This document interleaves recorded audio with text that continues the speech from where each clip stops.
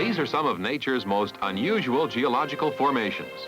Weird arches, fantastic spires, towering cliffs, massive buttes, unlike those anywhere else in the world. We're going to visit these strange formations in Utah's canyon country, find out how they were formed hundreds of millions of years ago, and learn about the colorful history of Indians, outlaws, and explorers who survived in this rugged wilderness.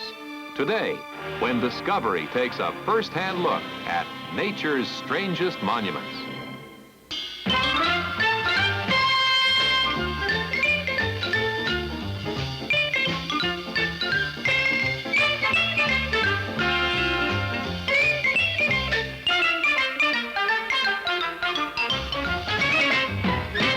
Discovery 70, the award-winning program for young people with Bill Owen and Virginia Gibson.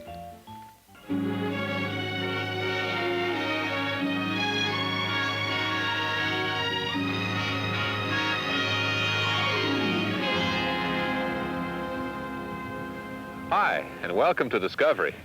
We're in Arches National Monument, in the heart of Utah's Red Rock country, at the foot of some of the most unusual and startling rock formations to be seen anywhere in the world. This is America's canyon country. Over 1 million acres of mesas, canyons, arches, and monoliths, with the Colorado River winding through its center. The landscape everywhere is rock. Cliffs of rock, terraces of rock, crags of rock. A whole land of naked rock with giant forms carved on it. Cathedral-shaped buttes towering hundreds or thousands of feet. Cliffs that cannot be scaled.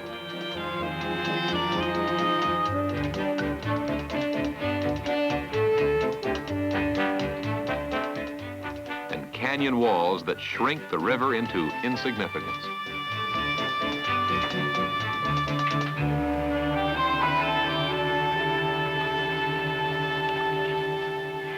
That's how John Wesley Powell, the first white man to explore Canyonlands extensively, described this remote corner of southeast Utah a century ago.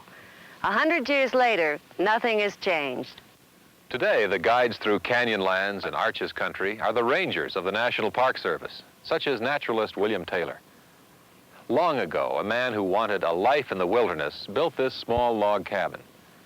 Ranger Taylor has brought a busload of third-grade children here from the neighboring town of Moab to acquaint them with the geography and geology of the area. Arches National Monument started out, well, kind of like a mountain range, only a mountain range that the middle's fallen in on now, and there's a big valley down it. Now, actually, before that, it was one layer after another of different kinds of rock. Part of it had been sand, one time a desert. Other kinds of rock came in that were made out of mud. They were floods or part of a stream or the bottom of a pond, then more sand underneath that. But the most important layer of all was left behind by a part of the Pacific Ocean over 250 million years ago, and this is a bed of salt.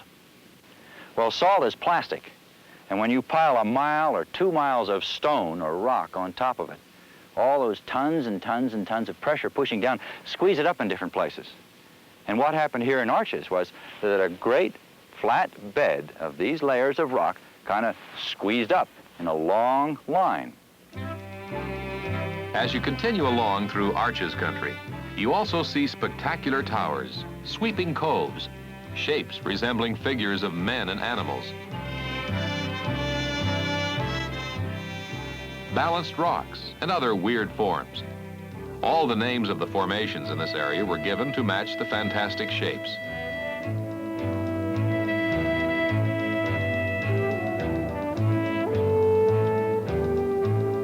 This group is called the Parade of Elephants.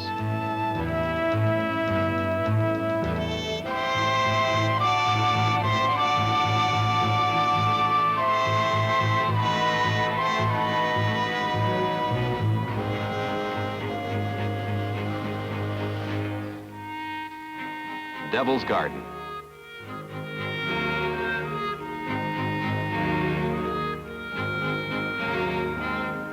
The Three Gossips.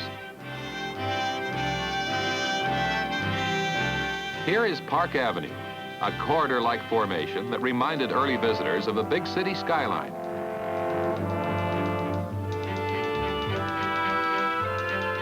Each person sees these formations in a different manner, and many give their own names to the rocks.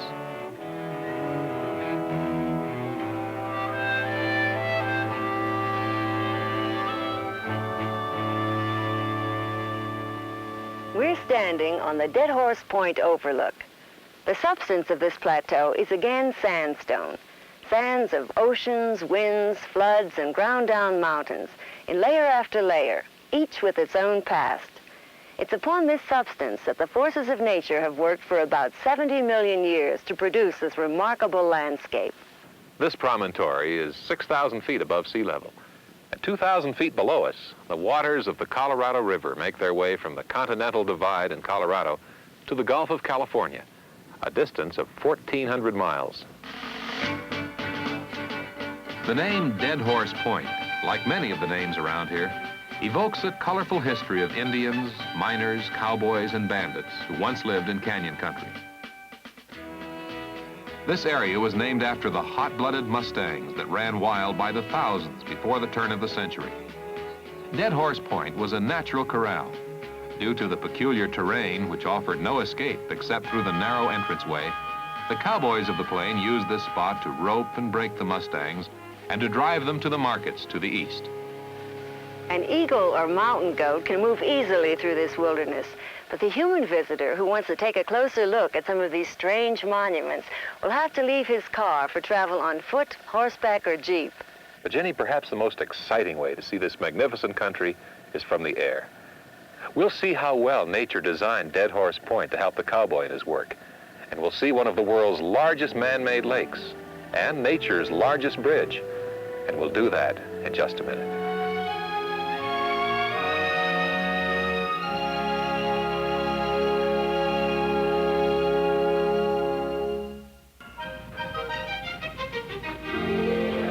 It took the Indians, cowboys, and settlers who pioneered the Canyonlands days to travel a few miles. Now in a few minutes, we'll see hundreds of square miles of Utah's red rock monuments. One of the marvels of these monuments is how different they look to us as the light changes, or from another point of view. Earlier, we saw them pretty much the way the pioneers did. Now we're going to see nature's oldest and strangest monuments in a modern way.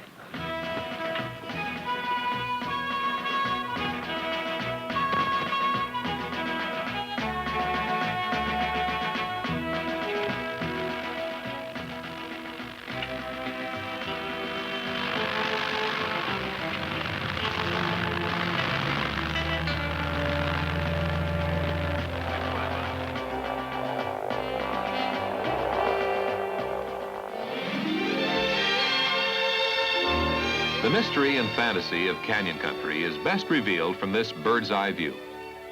Flying across this 32nd National Park gives you a perspective of the area's vast dimensions and incredible geological variety that you could not discover from traveling on the ground. Dead Horse Point is the starting place for an aerial exploration of this vast country.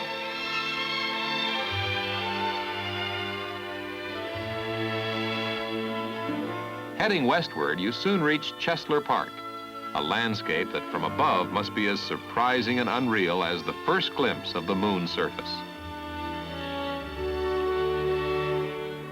Here, the hardness of sand and barren rock disappears. They're replaced by a circular carpet of grass, ringed by canyons and the odd standing rocks, which have given this area the name Needles.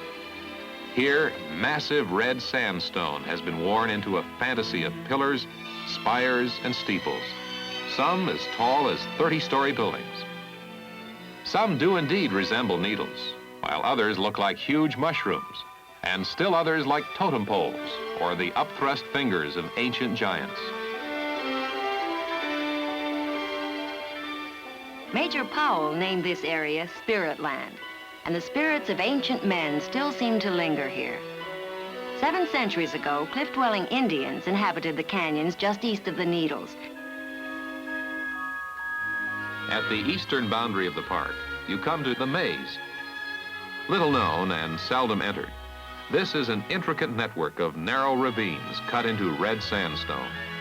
There are several natural bridges in the depths of the maze, and cattle-rustling trails made around the turn of the century can still be followed. Not recorded by the census taker were a few notorious rustlers and train robbers who took refuge in the rock crannies and high mesas of this section of canyon country. From here, the bandits could look out in all directions and avoid capture. Among them was the famous outlaw team of Butch Cassidy and the Sundance Kid, who are part of the folklore of the region. This area has been named Robber's Roost. From the top, Cassidy and his gang could be hidden from view and see out for miles around. It's said there is still stolen treasure buried here. The isolated western portion of canyon country is separated from the rest by Cataract Canyon, formed by the Colorado River. Here, rapids almost wiped out the party of 9 explorers that made up Major Powell's expedition. One of the explorers said of it, "Here, grandeur, glory, and desolation are all merged into one." The Major and his party took 8 days to line their boats along the rugged banks to avoid running Cataract Canyon's man-eating rapids. Today, during the summer, guides take adventurous visitors along the same route. Until the backup waters of the Colorado formed Lake Powell, Rainbow Natural Bridge was rarely visited.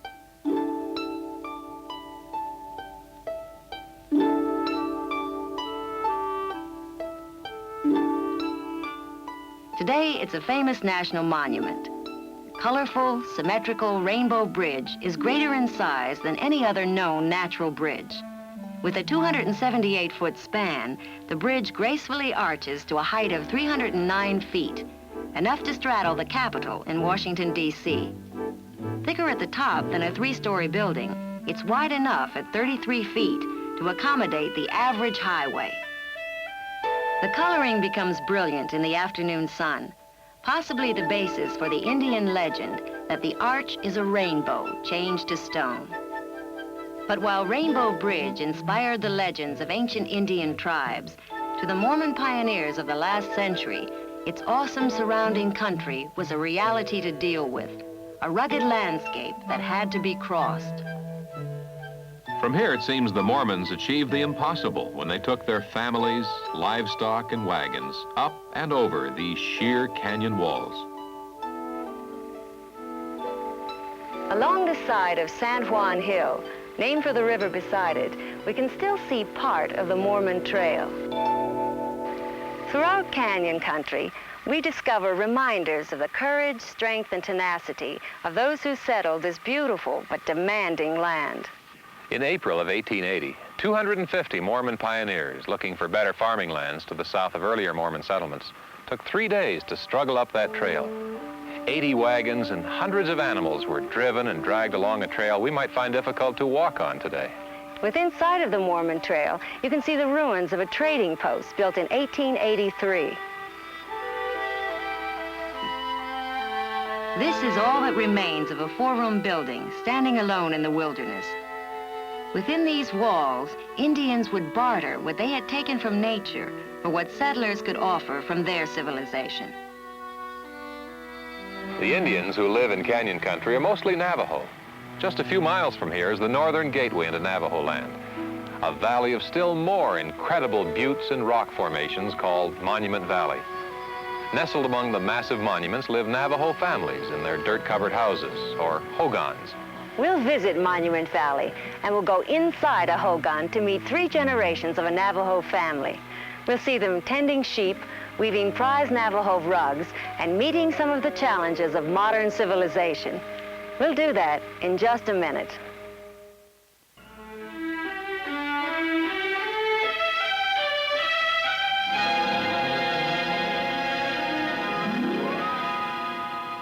You enter Monument Valley a few miles above the Utah-Arizona border.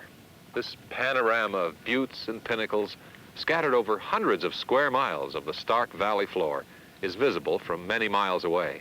Just behind us, the Mitten Buttes rise 900 feet, a mile and a half apart.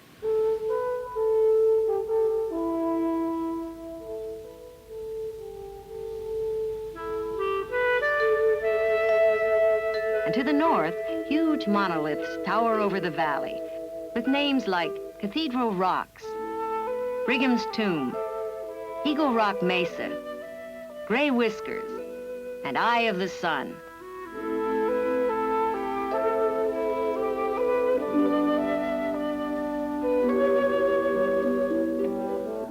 These monuments contain layers of hard sandstone on top of softer shale. The remaining blocks are erosional remnants of once much larger geographical formations.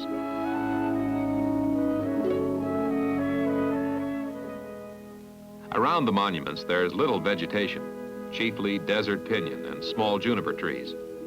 The seeds of the juniper are used by the Navajo to make their beautiful necklaces and other kinds of jewelry. The smaller desert brush, like tumbleweed, rabbit brush, broomweed, and Mormon tea, is barely adequate to feed the remaining flocks of sheep and goats herded by the sparse Navajo population.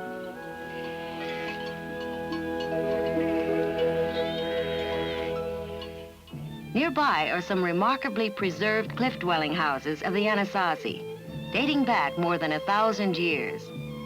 What little we know of them comes from these dwellings and the mysterious hieroglyphs or petroglyphs, the drawings and symbols the Indians carved upon the canyon walls.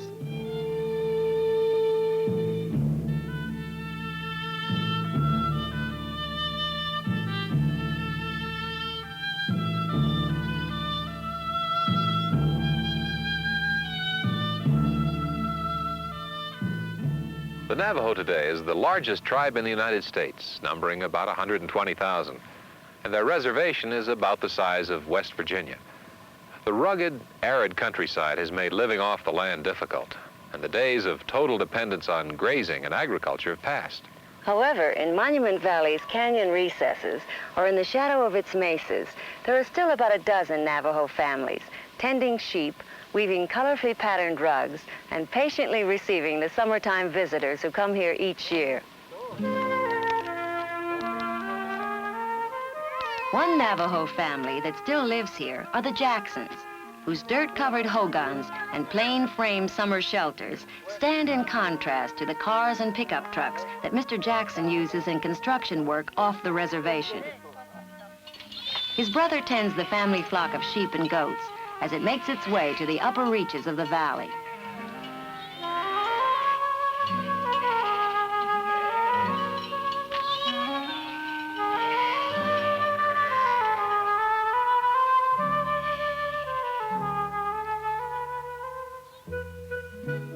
This is the interior of the family hogan, for centuries the center of Navajo life.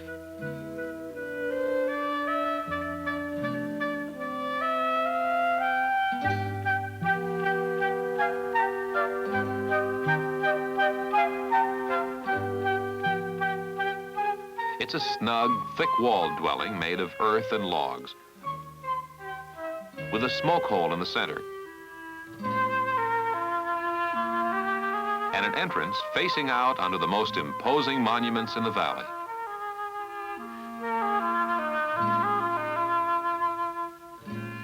Linda Arlene's grandmother, Betty Sampson, dresses every day in the ceremonial dress and jewelry of her ancestors, and she has kept alive many of the ancient Navajo arts.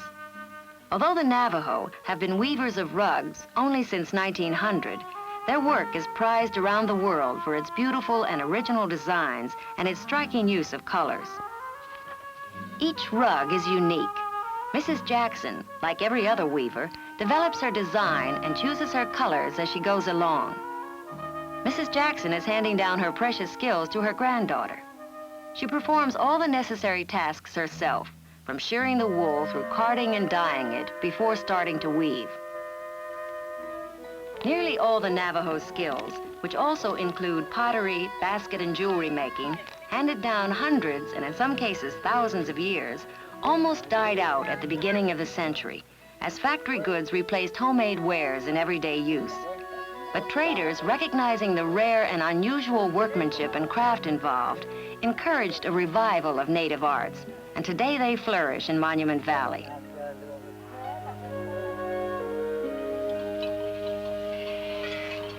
With the old nomadic and herding ways insufficient to support the Navajo, the Tribal Council has tried to find ways to bring industry and commerce to the reservation. As the younger members of the tribe learn more about the outside world, they become anxious to have careers outside the reservation and to have some of the conveniences of modern life. And yet, by custom and tradition, most of the Navajo are still drawn to the old way of sheep and the hogan, the closely knit large family, the rituals and dances to keep well and ward off the evil spirits. They become accustomed to a world of nature and solitude, with time enough for everything. And there's still distrust of strangers who long ago took away their land. With this clash of civilizations, there have been many difficult adjustments, but the Navajo are determined to choose their own destiny, whether it's here in the valley or across the distant hills. We'll be back in just a minute.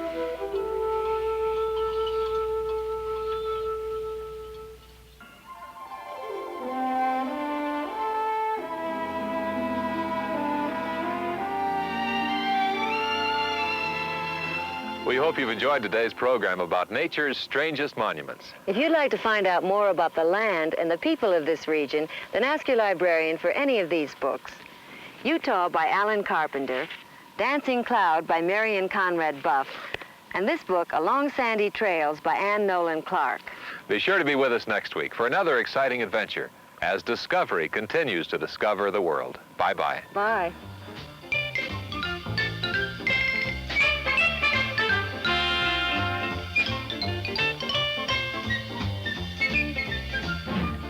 The Discovery Production Unit's domestic transportation and promotional consideration provided by United Airlines.